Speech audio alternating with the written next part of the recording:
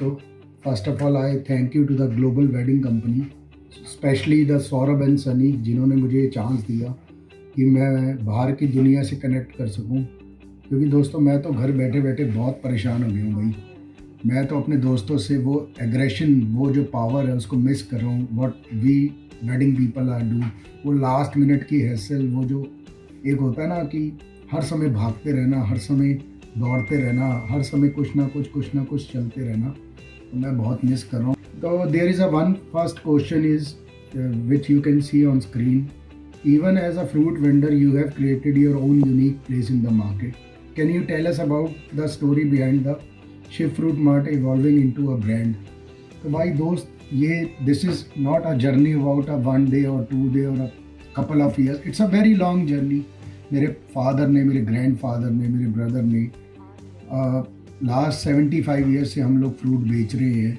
और ये बहुत टफ था हमारे लिए, because earlier year the येस्टर years हमारे लिए फ्रूट को फ्रूट कहना, और वो जो कहते हैं ना कि उसको necessity of the wedding banana, that was very tough. हमने बहुत मेहनत करी, एज यू नो, मेरे ब्रदर ने, मेरे फादर ने, मेरे ग्रैंडफादर ने बहुत मेहनत करी। सिंस 1940 हम लोग इस बिज़नेस में हैं। तो वो जो एक जर्नी थी ना कि यार दो तुम्हारे लिए या सबके लिए वो कहना कि फल टू फ्रूट, तो ये हमारे लिए बहुत बड़ा चेंज था भाई। Because earlier it was like fruit रखना है नहीं रखना, बट नाउ हमने उसको इतना अच्छे से प्रेजेंट करा, इतनी चीज़ें दी, इतने इनपुट्स डाले कि हमने लग्जरी को और नेसेसिटी में कन्वर्ट कर दिया। तो जो हमारे लिए बहुत बड़ा चैलेंज था, बिकॉज मैं अगर बात करूं तो इन द अर्ली 90s मेरे फादर जब ये फ्रूट का काम करते थे तो लोग उनको बोलते थे कि भाई ये फ्रूट को पर हेड से हम कैसे एक्सेप्ट करेंगे, हम तो एक्सेप्ट ही नहीं करेंगे, because fruit is not that important कि वो केटरिंग की तरह पर हेड की तरह बिके।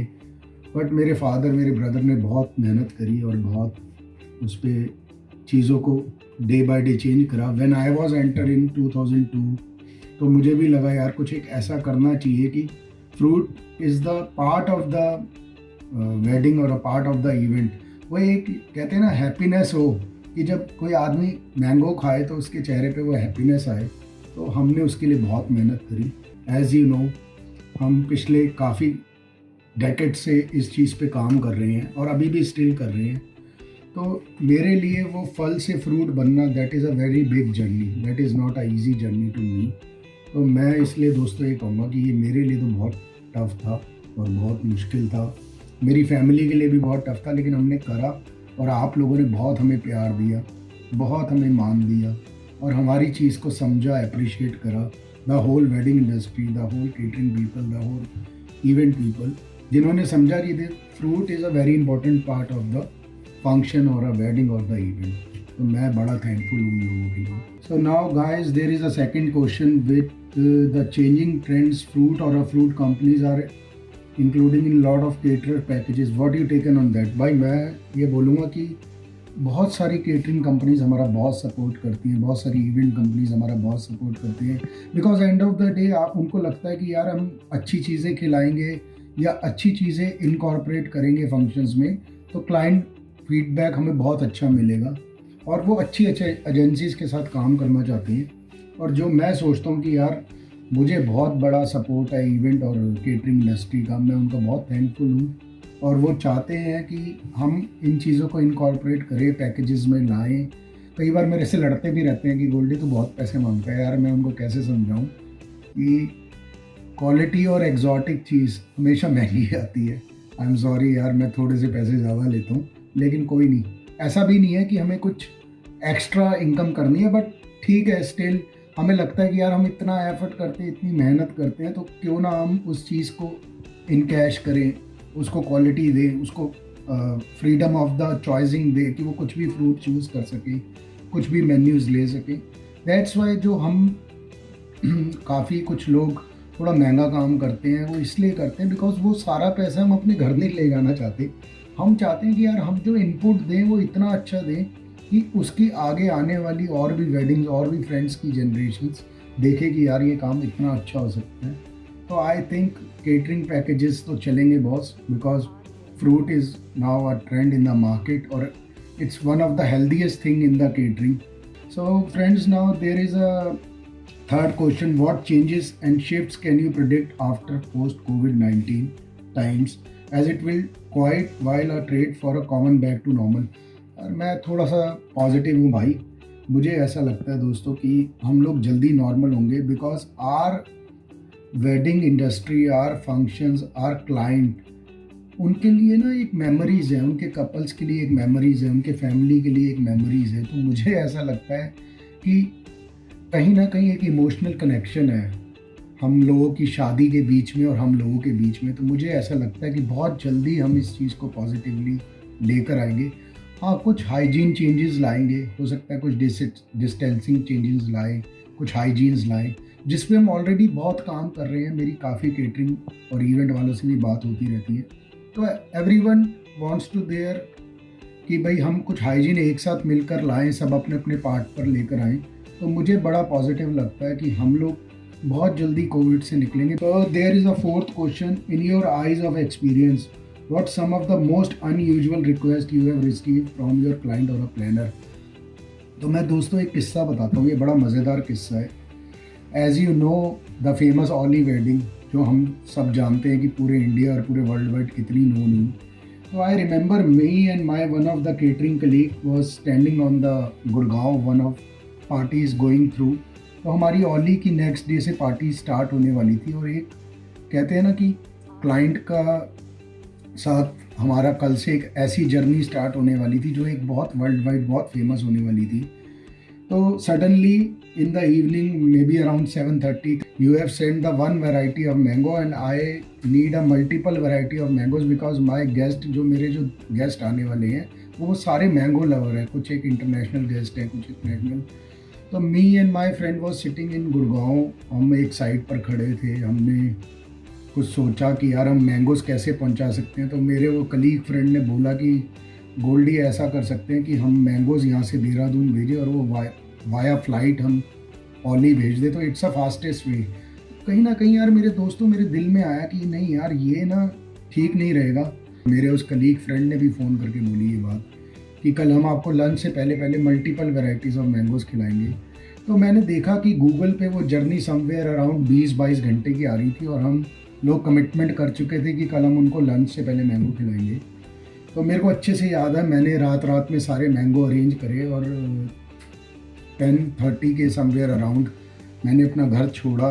11 बजे एक फ्रेंड को पिकअप करा, और मैं सीरियसली बोलूँगा दोस्तों, मैं 15 से 16 घंटों के अंदर ओली पहुँच गया with non stop, no break. मैंने सिर्फ 3 या 4 जगह कहीं रुक के रिफ़्रेशमेंट ली, कोई चाय वाय पी, लेकिन मैंने अपनी गाड़ी कहीं नहीं रोकी।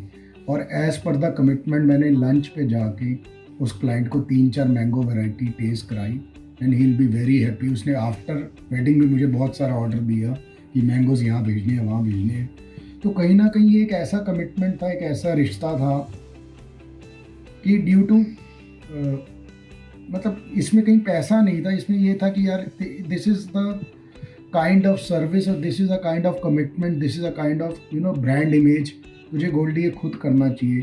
वहाँ मैं गया, मेरे केटर दोस्त ने भी बहुत अच्छा काम कर रखा था, बहुत अच्छी शादी कर रखी थी। That is big thing for me.